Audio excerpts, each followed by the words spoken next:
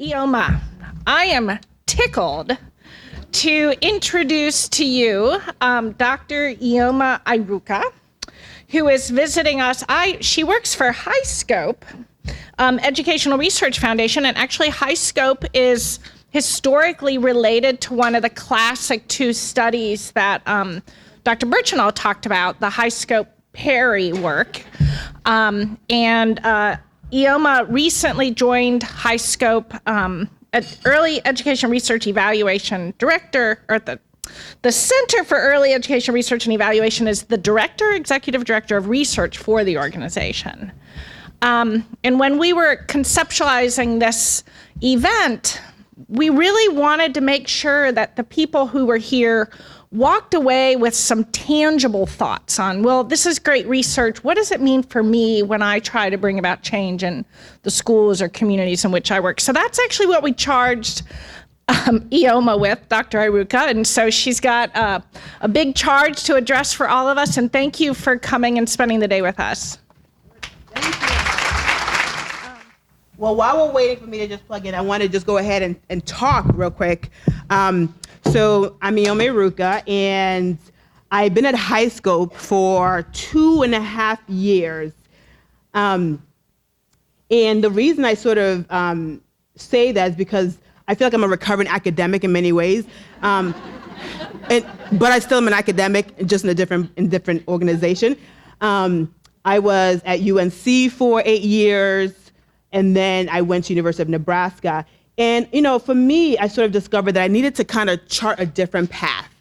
And so before I kind of go into that, I want to sort of say thank you to Laura, to Jamie, to Kathy, and to everybody here.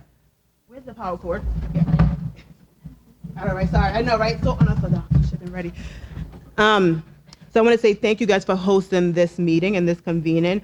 I'm impressed with the turnout and who's here. Oh, here it is. Okay. This is because now you just had lunch. I want to kind of get y'all jazzed and activated. So everybody can see the screen. So if you have a phone, because I know everybody has a phone or a tablet or computer, this is an exercise of cognitive skills. So get your phone out or tablet or whatever you have, or even you can go online. So you want to basically type in your text, in your number you're calling or texting, you're gonna text 22333. So say it again. So just open up your text box like you're texting. The phone number you're gonna actually text to is 22333.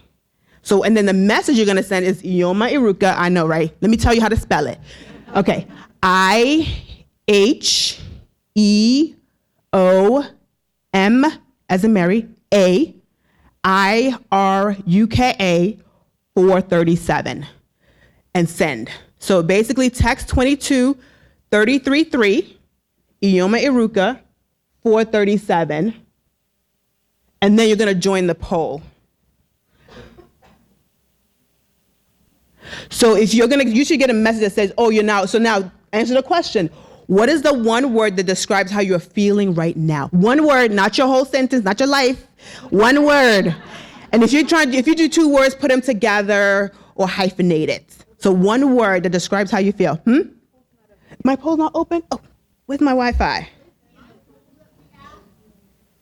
Well, it should. Okay, let me make sure I'm on Wi-Fi, because I should be on Wi-Fi. It was still, yeah, I should be on Wi-Fi. Okay. Oh, yeah, I should. Okay. You should be able to, so you're saying that yours says what you can't join? Okay. Oh, the poll is closed. No, it didn't close. There were no responses. Yeah, okay. If not, we'll try my next activity. But at least joined the poll somewhere. So we'll proceed, but we'll try it again in a little bit, because I don't want to use all my time doing this poll. It's not worth it. What I'm saying is more important. Yeah, okay, so we'll go forward. It's probably the Wi-Fi is a little glitchy here. Oh, here we go. Oh, there it is. Calm, happy. And this is like a poll, basically, so the larger the words get, the more people said the same thing. So basically your frequency. So invigorated, ooh, that's a good, look at y'all. Full, So good job to the morning speakers. So Rachel, Peg, you did an awesome job in the video.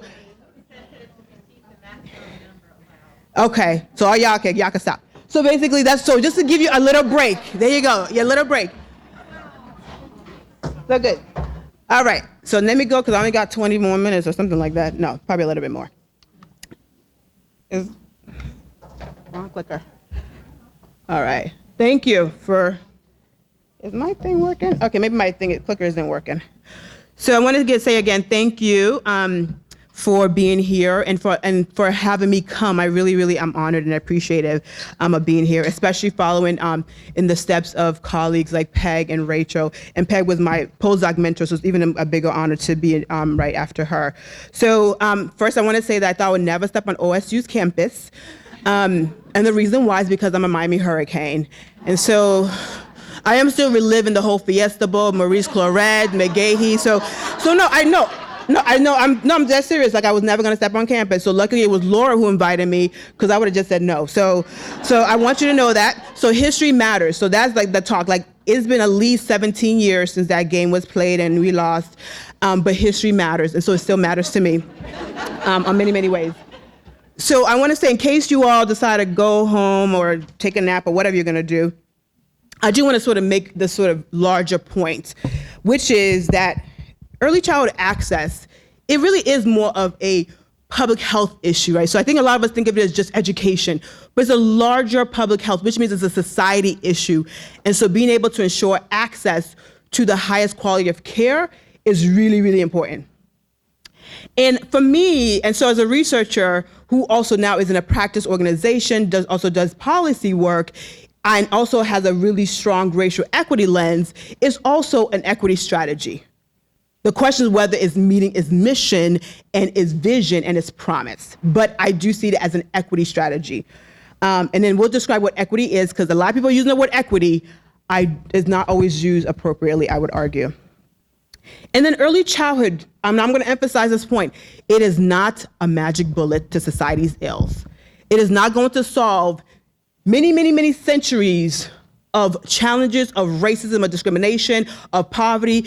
It is not that. It is not a panacea for everything is gonna fix it in literally 9 months. So I think we should really place it in a life course strategy. That's the only way that this can actually work, is through a life course and not through a 9 months and we're gonna conquer everything. And then for the brass, I didn't know what that meant when Jamie said, I said, well, whatever, sounds interesting, brass tacks. I was like, okay, I'll try to do it. But in essence, though, so when I boil down the research that I've done and others like Peg and Rachel and others have done, this is what I think is really critical for early childhood to focus on. Whether you're a practitioner, a policymaker, a teacher, a family, a community, whoever your role is, to me, focusing on the protection of children is going to be critical. Like, if children do not feel protected from trauma, from harm, if they don't feel safe, you can't get anything across. I don't care how many degrees you have or how much you're gonna do with how many toys and games you have. So protecting children is one of the critical features of early childhood, whether it be in a school-based, center-based, home visiting, whatever that is, it should be about protecting children from the harms of adults, right? The second one is affection. Affection I use globally to really mean is about children feeling like they're connected to you, that they feel nurtured, they feel close to you, that their thoughts and their feelings are regarded as important. So affection matters. Like, if you don't like somebody, you're not listening to them. I'm ignoring you. Like, that's just human nature. And kids are not just kids, they're actually humans, right? That's right. So we have to think about, are we showing affection and care for them? And for somebody like me, I do study a lot of issues around racial equity, Black children in particular. When children do not feel that they are valued and affirmed, they're going to react one way or the other. And when you're 3 or 4, there's only a few ways you can react, right? You only have so many skill sets in your toolbox. And then you need to be able to correct children in a way that affirms who they are, right? Because again, they're 36 months. Right? I have a 36, my son's about to be 36 months tomorrow. My daughter's 6 years old. They're in months, right? They're 36 months old, or they're 48 months old, or they're 60 months. They are babies, right? They're really babies. And so how do we correct children in a way that's appropriate and that affirms who they are? And then the last part is about connection. How do we ensure that everything that we're doing with our children are connected to who they are? Not what you think they are or what you think they should know, but how is it connected and reverberating with them, but also their families? So another thing I want to sort of make sure I'm clear about is that while we are doing a lot of things to kids, I think we have to think in a much larger frame, that we have to think about it from a family perspective. The kids come from a family, a whole community.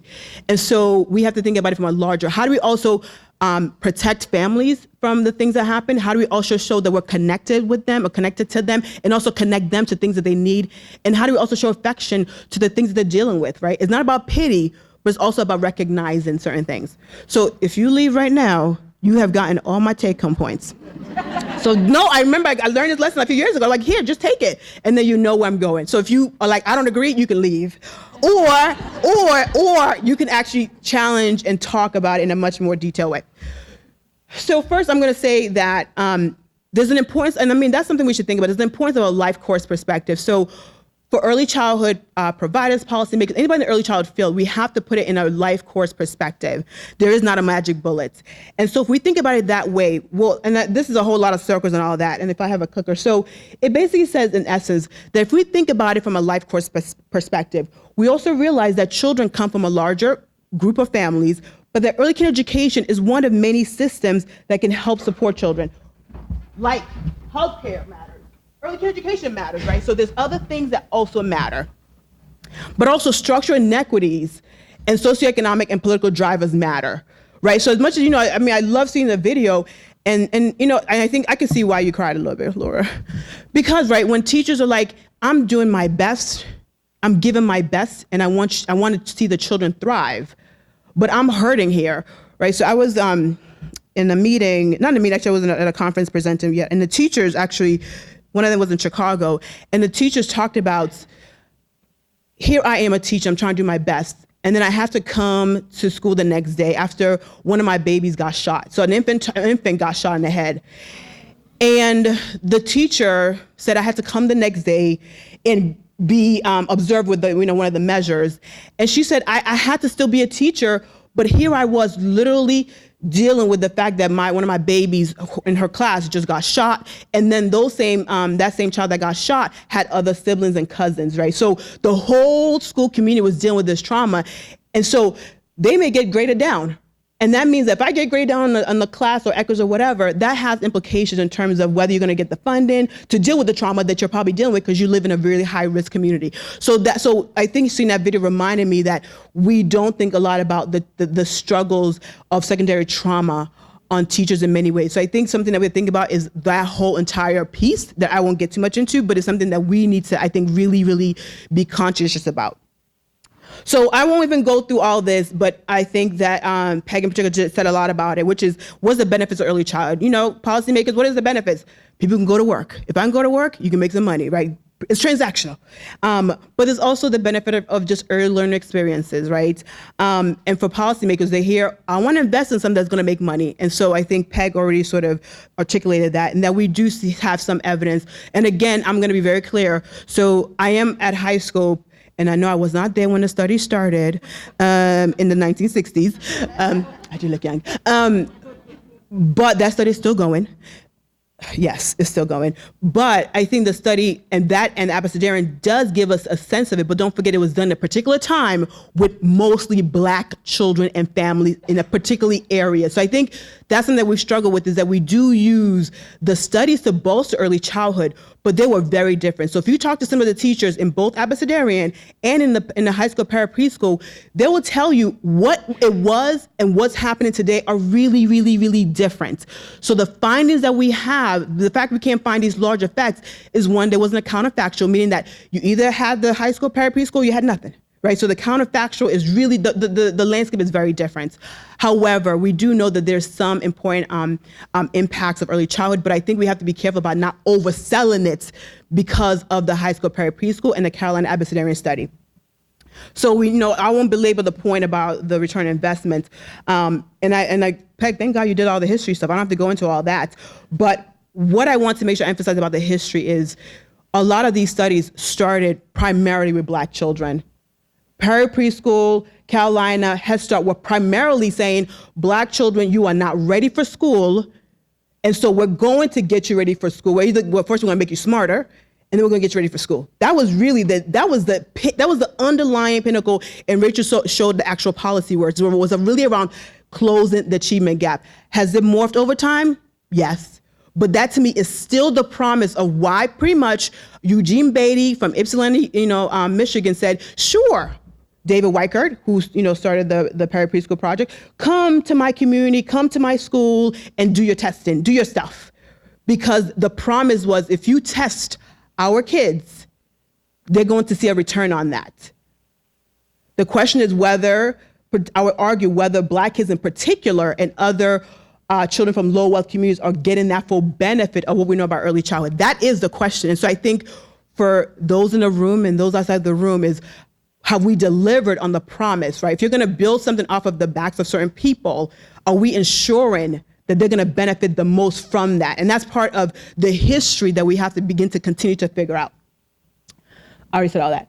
So that's the question. Is there a promise? Is this still there? Have we there? How do we get there if we haven't gotten to the promised land, right? So I won't belabor all this. Relationships, the video said it beautifully. We know staff qualifications and experiences matter. We know the whole politics profession, trying to professionalize the field is important. We know low staff child ratio matters. But if you remember, part of Head Start and even Carolina Abecedarian, as well as HighScope Perry, they had a really robust family engagement, family support, right? So I'll tell you a quick story. So Miss Evelyn, one of the teachers of HighScope, she always talks about this. She always tells me this, Iheoma, when I was a teacher, I had 4 kids. They had a whole classroom, but she had 4 children. And she said, I would go across the street to the projects and I would go with the parents, take them wherever, get in my car, let's go. I would show them things. I would go home, I would model. So not only did she have a low child staff ratio, the low teacher child ratio, but also low teacher parent ratio, right? It was that depth of connection. Now remember, it was the 60s during the civil rights movement. So there was a lot going on at that time, right? So there was a lot of deep connection between the teachers and the families and the larger community. Again, we're talking about rural places like Ypsilanti, Michigan, which is still very much, in my definition, is rural. And so there was something about that connection, and having small groups just allows for that deeper connection. And then rich language, social development, reduction in trauma. And I think this is what we say now. We know that it should reduce it. I'm not sure that we have actually, we have proof that it does reduce trauma and toxic stress. I will argue in some instances actually increases the level of trauma children are experiencing, but in high quality programs, I do think this is what it entails. Individualization, a big word, and I think you said in the video as well, that's hugely important. Yeah, but many people don't do it. Many people do not individualize, at least in publicly funded programs. And so I'm gonna take a pause and say, this is probably the challenge that we're gonna have, is that we have a bifurcated early childhood system. We have a system for those who have and those who have not. And when you build a system for those who have not, it may not be the best. And so we have the right language, individualized, but we know it doesn't actually happen. The data that, PEG show, it doesn't actually happen. The teachers want to do it. This is not about wanting to, but if you cannot, because of so many other layers to that makes it challenging. And of course, I would argue, early childhood sort of feels like, oh, we don't matter. But I think that we need to deeply connect early childhood to public health and to K-12. It's not just going from education to education, but we need to connect the dots. That if early childhood is about not just education, quote unquote, in the academic sense, but it's about children's health and thriving and brain development. Why is that not a public health issue? If the return on investment basically is saying that when you invest early, by the time they become adults, they're less likely to, be criminals. And I hate the negative terminology that's used, but anyways, less likely to be criminals, use welfare, et cetera. That's public health.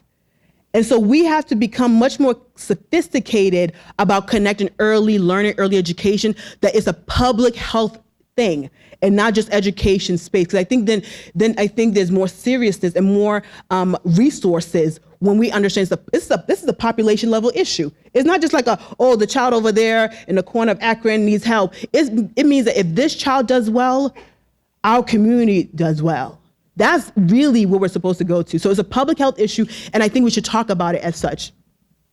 In family engagement, the bastard of early childhood, And I say that, we laugh, but I say that, but I think that this is where no problem with, I think, focus on the microsystem of the classroom, right? The classroom the kid is there a lot, but the challenge that the kids actually go home, for the most part, most kids go home to a family, to parents. And so we need to do more about what does it mean to really engage with, work with, connect with families and communities. That's the nebulous thing. Like, I've heard people say, family engagement doesn't matter. Yeah, that's where your variance is. The reason why, nothing in classrooms predict child outcomes, a lot of it rests with the families and where they're from. We know for a fact, the data that suggests that a lot of the gap starts before kids are even a twinkle in the eye, because we know that, right? So a lot of the gap is coming up because now we can measure it, but they're there. So we have to begin to acknowledge the huge impact that families and communities have. And I think early childhood programs that dedicate their time to that part, I think is going to probably find a much bigger effects, like we saw in the HighScope Abecedarian. I think in terms of empirically, they don't talk about it, but then I think in the Carolina Abecedarian, they didn't find any effects. But again, I question how it's measured and all those kind of things. So I just want to point out other biases and inequities. So there's always a lack of connections to home language and tradition. There's lack of sensitive collaborative relationships with families and communities. And so so I think when you think about early childhood, we think of it as this sort of like monolithic. And don't worry about reading the page. And I'm happy to send you my slides too. But there's a lot. Early childhood is very diverse in terms of what actually it is. And I think we treat it as like, is this one thing where is low child staff ratio, kids get dropped off, they get lessons, they go home. It's very, very diverse depending on where you're at. And so I think we need to become a little bit more sophisticated in terms of what is high quality, number one, because it doesn't mean the same thing to everybody. And two, what is early childhood, right? And it could be diverse, but we have to explain what does it mean to be a high quality early learning or early childhood program. And there's a lot of issues in terms of inequities in the system, because if you go to pre-K versus community-based programs, they're two different worlds, right? To get into a pre-K, a school-based program, there's a whole other layer of certification, et cetera. To be a community-based provider, there's maybe not that low bar, but you're dealing with a much larger community-based challenges. So it's very different groups. So then I asked, when I was asked to come, the question I think always is going to be, is this a state that wants to ensure equity or maintain inequities? I would argue, maybe people are going to be like, oh my God, we're a state that want to definitely address equity. But the question becomes, does your policy, does your program actually do that? And what inequities are you trying to address, right? Because I think people talk about poverty. I'll give you that. But I would argue the racial disparities, regardless of income, is one that, I've been to Ohio a few times, but I could probably sort of, in my head, say, okay, let me pick one of the major urban areas. Is Columbus an urban area, right? There's probably a Black community somewhere here. Yeah. Is there a highway through it? Yeah. Okay. And is it going to be like where all the disparities exist? Like you got, the environmental toxins here. You have, so there's a reason for that. So if we're going to talk about inequities, we have to understand that there's a racial component to it. And if we don't speak about it, then we're going to just say, it's only about poverty. It is not only about poverty. There is a racial component to inequities that we have to begin to uncover and deal with and talk about and then move forward. But that is something that we tend to always sort of shy away from. And I think that because we're trying to do best for kids know that. Kids actually recognize. Kids actually know, colors by the age of 2. No, actually 6 months, actually, they've said. So we need to understand that there's a lot that we don't talk about when it comes to racial disparities and inequities, but income matters, but so does race matters. And that's what I would argue. And so I'll skip this one. It's kind of my whole sort of framework about how early childhood is like public health in many ways and can be like public health in that we can focus on the classrooms. And I think that's really important to focus on our macro area. But if we do not think about issues of macro systems, like how are preschools and early childhood funded? Who funds them? What are the policies? That's really what then matriculates into the classroom. The neighborhood that you live in, we just heard from a new report from Urban Institute, a lot of children are in segregated schooling. Now, it doesn't matter if it's segregated, but if it's segregated but low quality, low resources, high stress, that's the problem. Right, so there are policies that lead to that. And so you can try to fix, let me go to the classroom, and do more coaching and more PD. The issue is that that program is still within a system that's going to guide who comes there, Who are the teachers who are going to be there? What are the resources that comes, whether it's wraparound services, whether it's early intervention, whatever it is, that determines everything else that enters that program. And we tend to sort of focus on the micro levels that actually, in essence, that's not where a lot of the variances are. So I would say if we take both a micro, meaning focus in the classroom, focus in the programs, but also macro level, then we can think much more from a population level. How do we make real substantive changes? How do we actually deliver on the promise of early childhood? We cannot do that by just focus on the micro level issues. We have to think about policies and systems and structures. So what can we do? Well, this is the image. You've probably seen this before. The image basically is, so when you talk about equity, equality, whatever. So as you think about early childhood system, I would say that the beauty about early childhood is at least we say, let's give the opportunities to those who have the least, which is equity, right? You give children what they need to do their best. But the thing that we do is that the fence is kind of the barrier, right? And whether it's poverty, whatever you want to call it, so you have the kids on the left-hand side, which is we give them the same stool. That's equality. We got it now. Yes. Equity is when you try to adjust it so that you give individual supports for kids. But the one thing that's never talked about is that third part. Why even have the fence there? That is your system, your inequitable system, whether it be racism, whether it be poverty, that is your system. If you never actually have the system that actually leads to having to create all these professional development, new teachers, new coaching, if you actually never have that fence there, that wooden fence there, you wouldn't ever need all these extra stuff. Right? So think about it. The issue of equality versus equity is always the conversation, but really it's about how do we make sure that we don't have the barriers at all. And that's part of the challenge that we have to figure out. So 4 principles that I've already articulated earlier.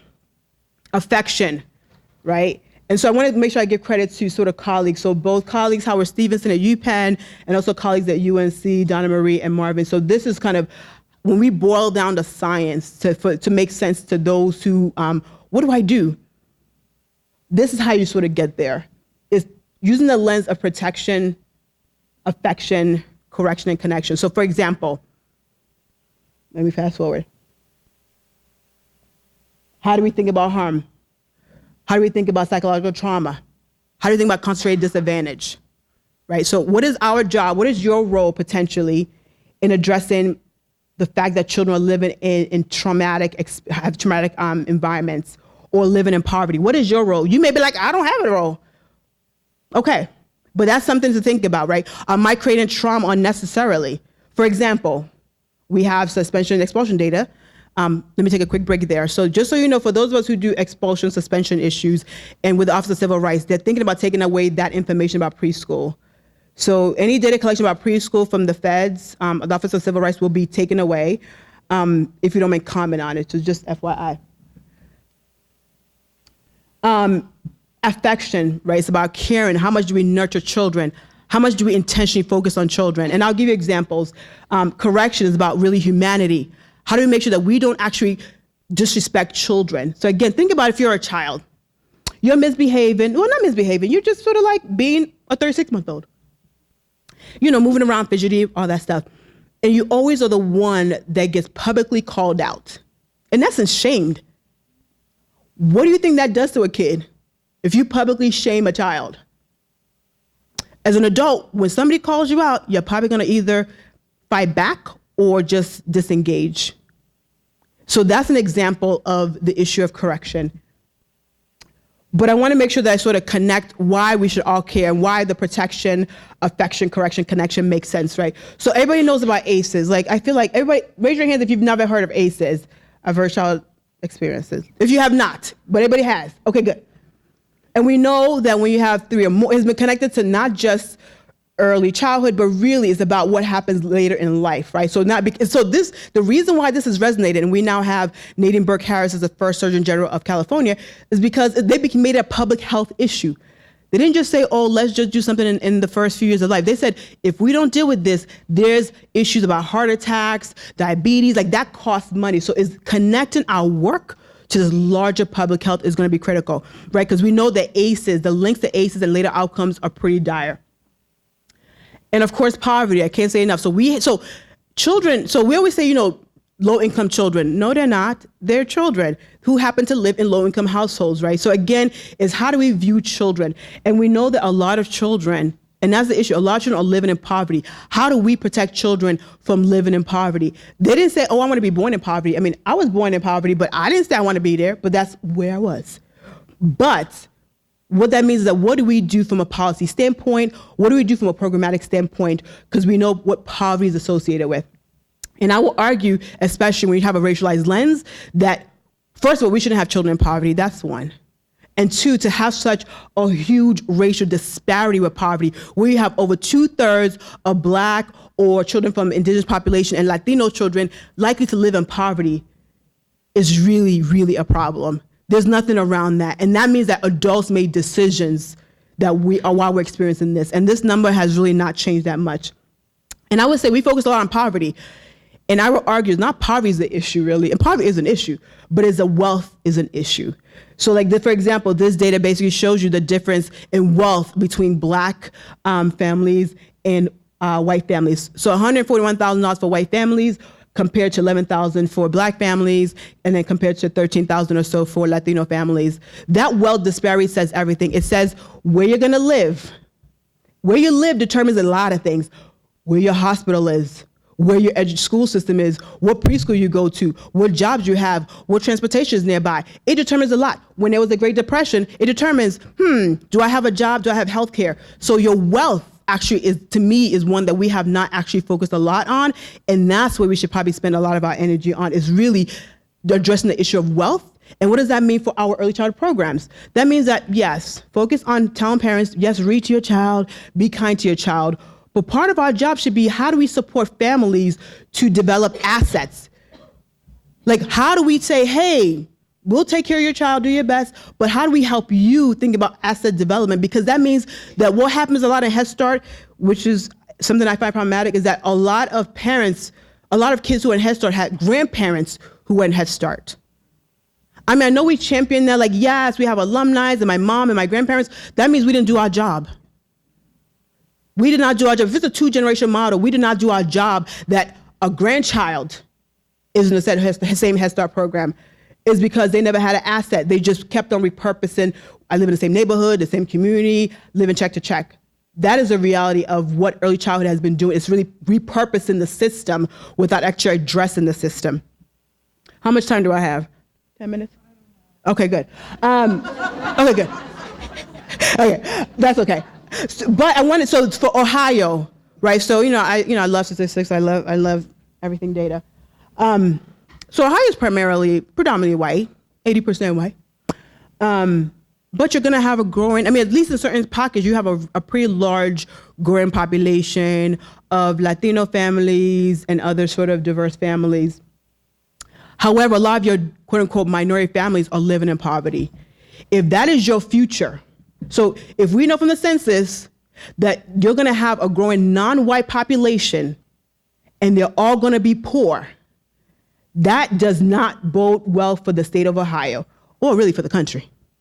So to me, I think we have to begin to call attention to, if policymakers love the return on investment, early childhood matters, we should invest early. You should invest early and invest it in communities that you know are going to be your largest population. If they're going to be poor and work in low wage jobs, that means you're not going to have a tax base to take care of you all or me when I'm old, right? There's certain ramifications of not ensuring that children start off life well and go through life well. So again, I sort of raise this to show that 50% almost of your Black children are living in poverty. That's a problem. And then you have a third, right? We still have white children, 18%. That's still high. But to me, that's the story, is that if you think poverty is the issue, to just have poverty and then to have half of your Black population living in poverty, and this is just income, that says everything of the potential challenge for the future.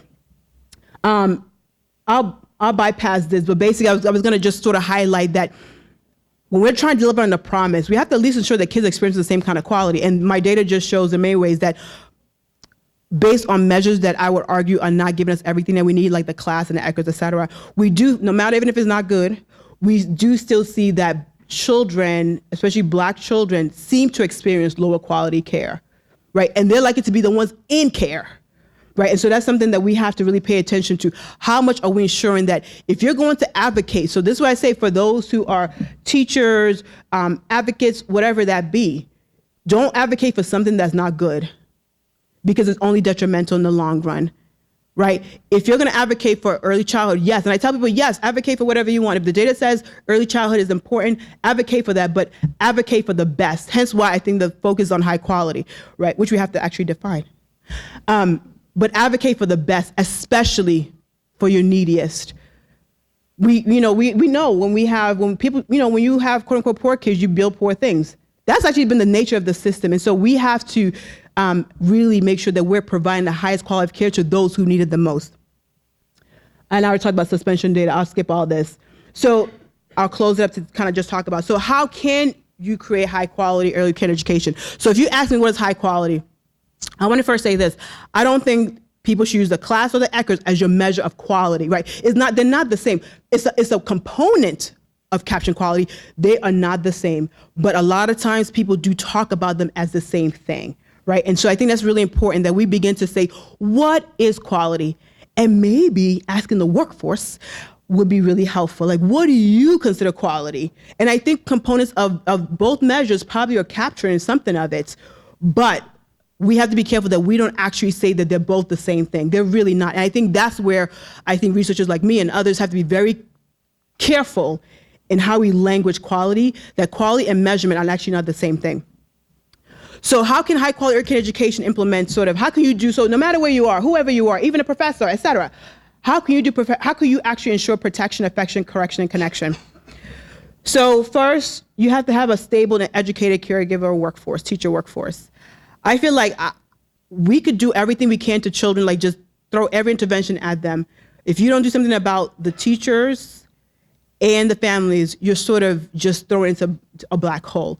I do think that we need to protect our children by ensuring that our teachers are protected and stable, and also showing sensitive caregiving as well. And so the point of also early childhood is to reduce the mental load.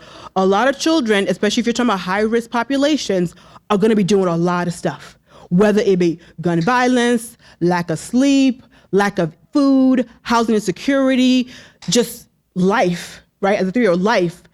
They have to be able to come to your program and have a low mental load. Like, they don't have to make a lot of, give them choice, but don't give them the whole entire choices. So the point is to have low mental load and low stress. For affection, we need to at least have teachers that are sensitive and nurturing. I feel like we kind of covered that part. And I think language-rich environment is pretty obvious. Like, that's part of it. Like, being able to articulate to a child how much I care for you, I affirm what you think, and I believe who you are, et cetera, and I hold high expectations for you. Correction, we have to begin to use conflict resolution strategies, right? We have to help children reflect, okay, is that what you want to be doing, Johnny? No. Like, we actually have to engage in those discourse. I think when people think about language literacy, they're thinking, all right, let me get my books and papers out. No, language can happen in a normal daily routine through conflict resolution in any other ways. And I think we don't have to overly do it. And autonomy and choice. And then connection. This is where, we have a lot of data. A lot of us collect a lot of data. And in our work, like in some other big studies, we've kind of find teachers don't even use it. Because why? They can't use the PPVT. They're like, what do I do with the PPVT? Oh, so there's a lot of data that we as researchers are collected, and the schools and the programs and the feds and the states are mandating that are not being used. And so we have to begin to think about what data the teachers need to do their best work. And then I'm going to just say, in terms of, I differentiated between micro and macro. Micro, kind of what can you do in a classroom, program, et cetera. But then when you get into sort of more of the macro issues, for protection, we have to sort of address income and wealth disparities. Like, that to me is huge. Environmental toxins. If you're living in a particular community where you're dealing with either noise, pollution, et cetera, and I work in Michigan, I don't live in Michigan, but I work in Michigan, and we know about the lead crisis. Just to point out, lead does not leave your system. There's not inoculation for lead. When it's in your system, it's there at least for 2 generations. So this is where these things become important, because we don't talk about it. But we know in many urban sectors, and I'm pretty sure Columbus, I hate to say, probably where the Black community is, you're probably going to have a high lead in your housing projects. lead does not leave your system, right? So that means at least a generation is going to be impacted in many, many different ways. So that's another way to protect children and families is from lead. And we know what lead leads to a lot of different cognitive issues, regulatory issues, et cetera. So we need to understand this. So again, it's a public health issue. Affection, policy-wise, we have to have child-centered approaches, right? We have to be sensitive to individuals. Like for a family, we have to be sensitive. What does a family need? Not every poor family needs everything, but how are we more precise in who needs what? And a lot of times we just say, here, it's available, give it to you. And so you literally find the family that gets the food bank, the housing, the childcare, and you have a family that needs it even more, but they can't even access it, right? So we have to begin to individualize and be more precise. Correction, in terms of policy, we have to begin to reduce exclusionary practices, whether it be suspensions, whether it be any other means that where we literally say, hey, kid, get out of here. It's high quality, but we don't want you here. That's sort of antithetical to the whole point. And I would say also reduction in expectations and bias. So bias, I'm doing a study on it. We'll find out how much it really impacts, right? I think we understand the concept of bias. Like we all have it. Is how you actually implement it in sort of life and interactions. But we don't know really the empirical links to child outcomes or even to quality, right? But I think we can say that, if you have a little bit of bias, especially when it's tilted one way, that you're gonna probably act upon it. And for young children, they do feel that in many, many ways. And so how do we kind of address that? And then finally, connection in terms of policy is thinking through how do we develop assets for families, create social capital and networks. To me, when families are living in poverty and they only see other poor kids, they only talk to other poor kids. Okay. Is that really helpful? Is that helpful to have very segregated schooling and communities? Now, I'm not saying go integrate either. I'm just saying, think through what the evidence says, right? Is integration, segregation, or is it high quality or resources? But we do know, now we know for sure that many programs in early childhood are just like K-12. You're not that different. They're very segregated, and that means a lot of things. So in closing, I'll just say this. If you want to deal with protecting children from low quality and harmful environments, 2-gen models are good, but we need more evidence. But at least you're addressing both the child and the family and the larger community at large. Affection. We need to strengthen the quality of teacher-child interactions and also teachers themselves. If a teacher is poor, $20,000 is poverty. You're also on public aid like the rest of everybody else who's poor. You're just as stressed.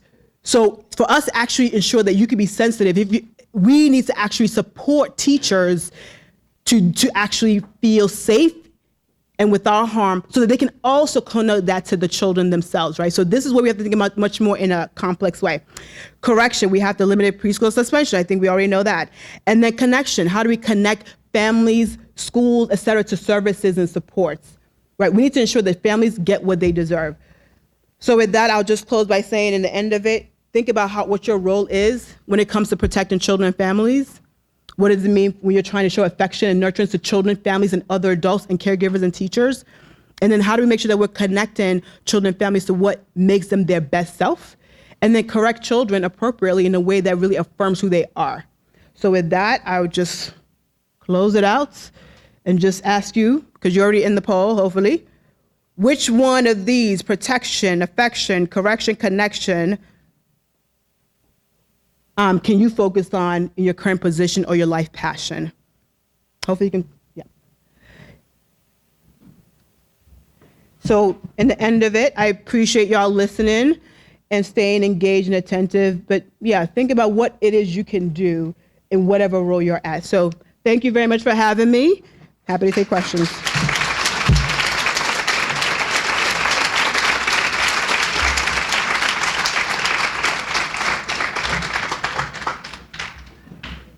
Do we have time for questions? I think we have a couple minutes for questions.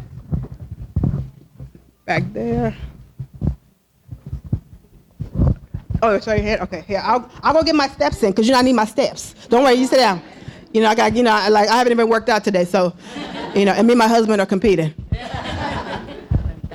All right. Well, thank you so much for speaking today, first of all. I think it was really enlightening and interesting, and you made it really funny, too, a lot of the time, which is hard to do, I think, when it comes to this topic. So my question to you would be for teachers or for people who are working with children on a daily basis.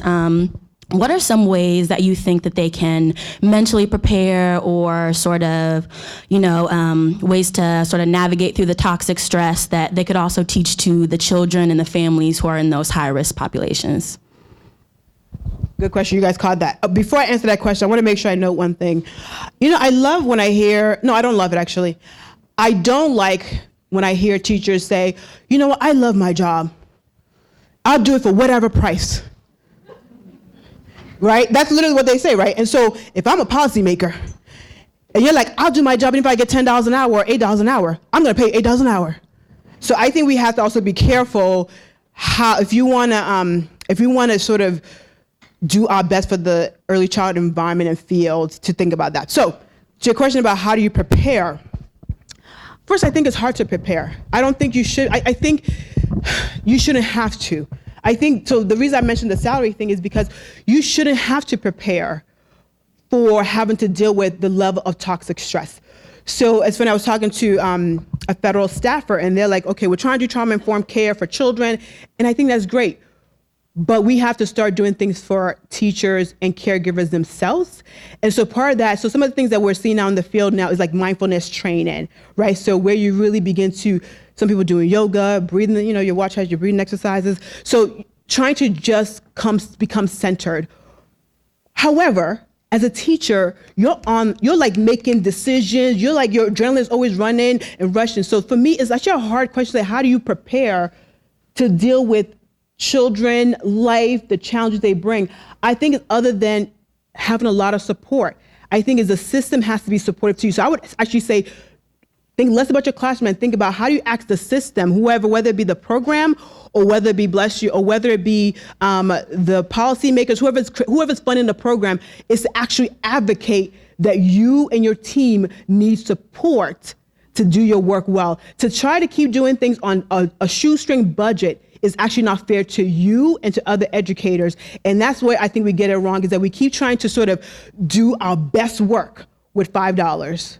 And I think that actually does not help the teacher and does not help children at all, because that means that you're literally, and then if you have kids, then you're creating a whole other kind of stressors, right, as well. So I would say, I would rather not say you should do something like go do this.